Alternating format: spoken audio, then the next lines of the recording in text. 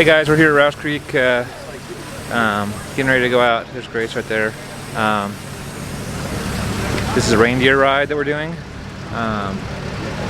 with off-road consulting. You can see there's some Jeeps out here. There's 16 Jeeps, I think, and we're 2 guides, so we're going to break into 2 groups of 8 and head out. It's going to be some pretty easy stuff. Hey, I'm just going to point out some of the different options that people have on their rigs while we're in the parking lot getting ready to go. And in the video, we'll have some trail footage also when we get ready to head out. So you'll get to see all the Jeeps that we're going out with. The cables there that he has on the front of the Jeep, that's so if there's any tree branches and stuff, it like pushes them away from the windshield. That's a Scorpion on the front of my Jeep, the big thing sticking off the bumper. Supposedly it helps you like with approach angles and stuff when you're coming up on an obstacle. You'll hit the Scorpion before you hit the bumper or something. I don't really know if that's true or not. I don't think it's ever helped me with that. I can't even see it like from inside the cab. It just sort of like looks cool. This Jeep right here. This Jeep right here is probably one of the best setup Jeeps of all the customer Jeeps. He has long arms on the bottom that you can see. The rock sliders are very aggressive and upward. That's the thing between the tires underneath the doors.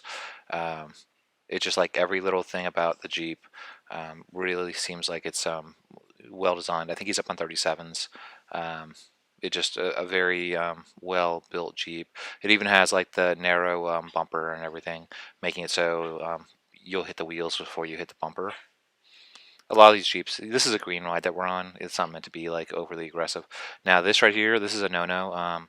Those steps or whatever hanging down underneath the rock rails, that's like definitely not something that will survive. That's like a bad idea, just in general, if you plan on taking your Jeep off-road. I know some people that have like Saharas, and when they come out here, they bring the tools with them, and they unbolt those little steps. Those were welded on, so there was no like unbolting of them. But the whole point of the rock rails is so, you know, if the side of the Jeep like hits a rock or something like that, it doesn't damage like the tub. But if you have a big step there, then pretty much you're just going to break the step off. So that's just not something that's good. I was commenting. These are big magnetic plates that he has on the side of his vehicle, and you can't even tell. But they were getting scratched up. Those magnetic things, I mean, they really blended in with the Jeep really well. So that was a guide. He's on what tons? 1 tons. So hopefully this gives everybody just some ideas of different ways they could set up their Jeep. That's my Jeep right there, the white one, obviously. That's on 40s. I think I'm the only one in the group that's on 40s. You don't see 40s on JKs very often, mainly because the wheel wells and stuff are really only designed to handle up to 37s, and you have to get really creative to get the 40s on. We're getting ready to head out. So what they're doing is they're dividing the group up. There is 16 Jeeps and 2 guides, and basically the game plan is they asked everybody to raise their hand. If you saw, I don't know if that was in the footage or not, but they asked everybody to raise their hand, and that was a new driver or whatever, new person, and there was a lot of people. So what they're doing is they're putting all the new people in one group, and then they're building another group that's like going to be like whatever's left over. They're hoping that it will evenly divide out sort of to 8 and 8, but if it doesn't, then maybe it'll be, you know, 7 and 5 or something, or 7 and 9. Math major here, yeah, can't do basic math. But anyway, they're hoping to maybe divide it up in such a way that they can try to keep most of the kind of the newbie stuff in one, and then like the other one will be a very easy ride. I don't think there's going to be anything challenging in this ride. He described it as greens, maybe like a light blue obstacle like here and there that was like optional, but very, very easygoing ride. But hopefully the guide this ride that we're in will be a little more smooth and less stoppy. The other one might be a little more stoppy, where they have to spot people and, you know, give out more assistance than normal. So anyway, we're good to go, and they're just doing the dividing up, and then we're gonna head out. You can see Grace behind me. There's Kimberly. Hi. So for anybody who's never been to Rausch Creek, it's this large parking lot, and they have 2 sides to their park. This is the one side, and then the other side is right across the road. and then to the right, the little red building is where the restrooms are. If you sign up to go out with off-road consulting, usually these on the left right here that are past that gate are usually the students that are going to go out and take a class, and then usually the people that are doing like a green or blue trail ride are just going to be out in the parking lot, just met up.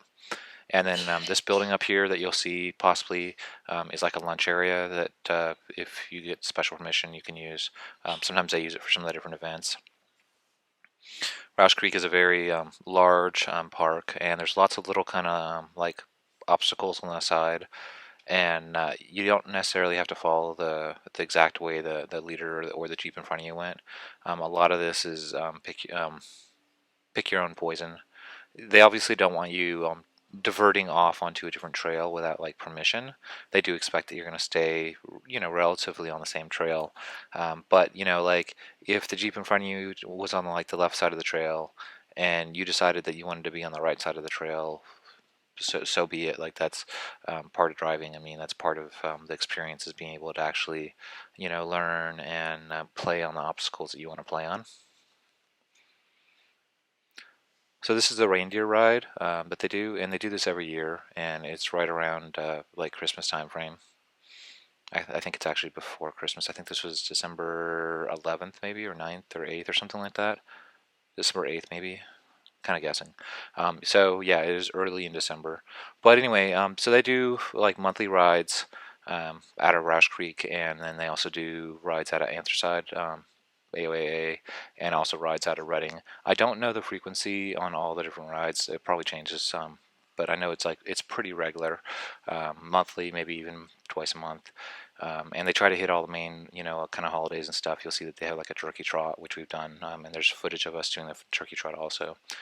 So when you enter either side of the park, obviously you're going to be on very, very flat greens to get to where you're going. And this right here is a pole line. And the reason why they call it a pole line is because you're going along the pole line, which is where the telephone poles are. And it's very common if there are telephone poles going through forests and stuff, for there to be a clear area underneath them. So then the phone company or the power company or whatever, maybe these are power lines. I don't know. I'm not like an electrician. Whatever these are, they have to leave it clear so then the utility company can come through and access it. Now you'll see here, like on that sign right there, there was a sign that had an arrow pointed to the left and an arrow pointed to the right. What it was saying was, like, if you went to the left, it was black, and if you went to the right, it's green. And you can see, like, I went through the water here, and the water was like somewhere around my tires. If I went to the left, like that's a huge pit, the water would be as deep as my headlights.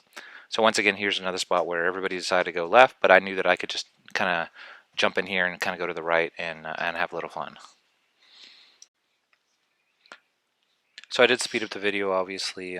We wouldn't normally go this fast. I think it's about 4 times as fast as normal. So this is about maybe an hour's worth of video that's compressed into like 15 minutes. So the one thing that's kind of unusual about Rausch Creek is it seems like nearly every trail features water. It's a common theme. Maybe that's part of the reason why they have the name Rausch Creek. There's a lot of the trail systems that you do, and there's either no water or very sparse amounts of water. But you'll see in this video, even with the snow everywhere, that there's just an abundance of water. Now this park is a Jeep only park, well, full-size vehicle only park. By no means is it Jeep only. But what I mean by that is you don't see side-by-sides or motorcycles or UTVs here, because it is strictly a full-size vehicle only park.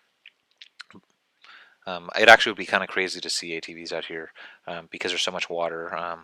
The riders would probably be soaking wet. Just like any trail they picked, like they would be soaking wet. So yeah. So I believe to the right of us, that is Crawler Ridge that we're coming up on, and that's the entrance to Crawler Ridge. So that would be a Badge of Honor trail right there. The Badge of Honor is a blue, so that would be similar to like Dickie Bell for anybody that was watching like the URI videos. That would be the difficulty level roughly. So if you're watching the footage, you noticed all the Jeeps are moving and I kind of stopped. So what happened was the person behind me wasn't behind me anymore. They just kind of disappeared. So I stopped intentionally. So then the people in front of me would know to stop, because you never leave the person that's behind you. It's okay for the people in front of you to move forward, and they'll stop also, and you'll see appear shortly. Like when I do move forward, like they're just right around the bend. So you always stop for the people that are behind you. So we finally started moving again after we got the lost Jeep or whatever back in our group, and you'll see that the entire group was just right around the bend waiting for us, basically. So that's a way that you do normal trail etiquette if you're not familiar with off-roading or whatever. You always stop if the person behind you disappears. So that's Crawler Ridge there, the end of it. And there's two different exits for Crawler Ridge. The gnarliest section of Crawler Ridge is probably like the first hill climb on the face of Daniel, like the first like 4 or 5 feet where you saw me playing with my bumper. That's probably the gnarliest part of Crawler Ridge, like if that. And then everything else is like way easier. And probably the easiest route isn't any harder than like Tiki Bell, if you take the easiest way up or down it. But it's kind of interesting because the one side of Corolla Ridge, where that ridge is pretty steep and aggressive, and then the other side is pretty tame. Once again, there's more water. You can't get away from the water at Rausch Creek.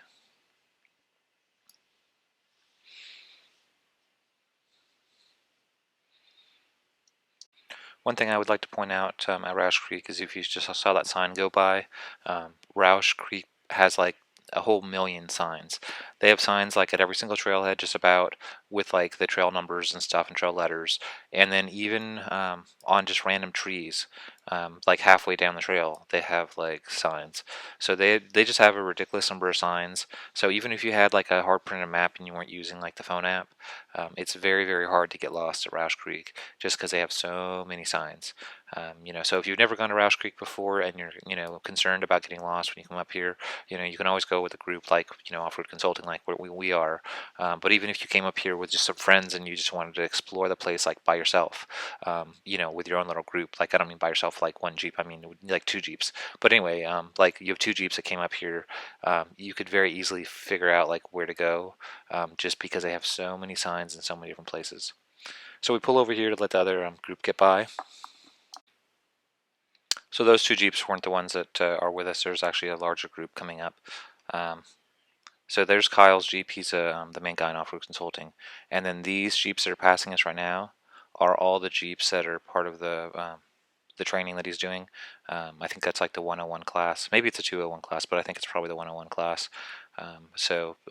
If you're in the 101 class during the Reindeer ride, like maybe your Jeep is here.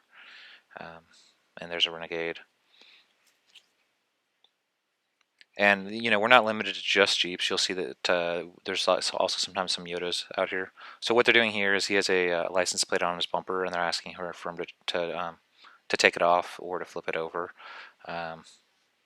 mainly because they are concerned that he's going to break it off because it's so low to the ground. So these are the people that actually went out with us. And the light blue Jeep is the trail guide, obviously. The first light blue one, not that one. So this is our group. I didn't really count the Jeeps. There's Grace and Kimberly.